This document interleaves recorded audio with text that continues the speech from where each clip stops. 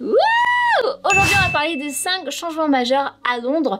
Mais avant ça, je m'arrête pour te demander de t'abonner parce que déjà, c'est gratuit, raison valable. Et en plus, ça va m'aider et ça va te faire du bien de faire une bonne action. Allez, j'attends.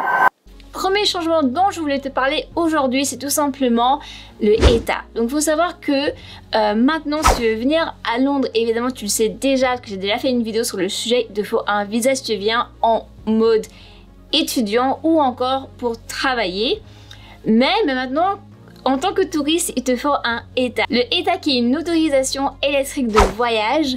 Donc je pense qu'ils ont à peu près le même système aux États-Unis. Ce n'est pas très cher, mais il te le faut. Il faut que tu fasses une demande. Donc dans une prochaine vidéo, je te parlerai évidemment de comment tu dois obtenir ce ETA. Mais ce n'est pas le sujet primordial de cette vidéo. Et deuxième chose qui a changé, ce n'est pas juste pour la ville londonienne, évidemment, c'est également pour les grandes villes comme Paris ou encore New York, les prix ont augmenté. Donc quand je parle d'augmentation, c'est une augmentation massive des loyers.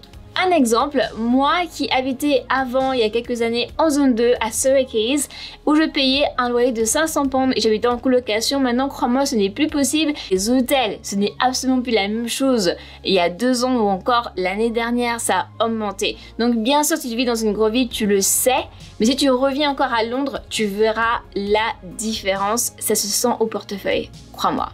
Et également le prix des aliments et des restaurants qui ont fortement changé. N'oublie pas, lorsque tu viens à Londres, le prix que tu vois sur le menu n'est pas le véritable prix parce que tu dois payer en plus de service charge qui équivaut à...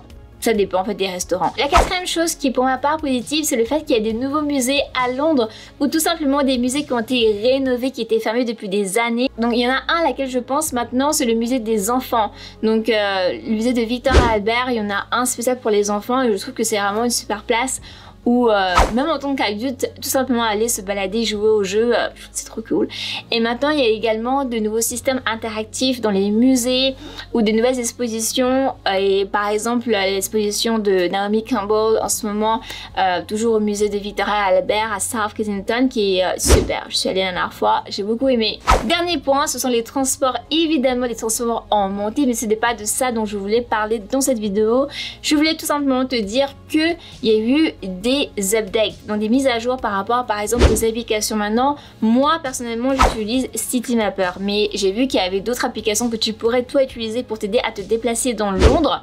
Et je te parlerai de ça en détail dans une prochaine vidéo. Il y a également des nouvelles lignes qui ont apparu comme la ligne de Elizabeth Line que tu devrais connaître. Elle est super rapide, elle est violette, j'aime bien la couleur violette.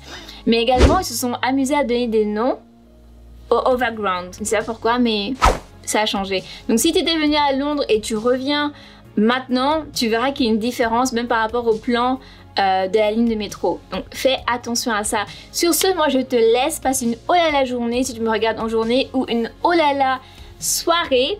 Et merci encore d'avoir regardé la vidéo jusqu'au bout et je te dis à la prochaine fois. Dans la prochaine vidéo, je te parlerai en détail du ETA, de comment l'obtenir, quelle est la procédure que tu dois faire et je te montrerai que ce n'est pas compliqué.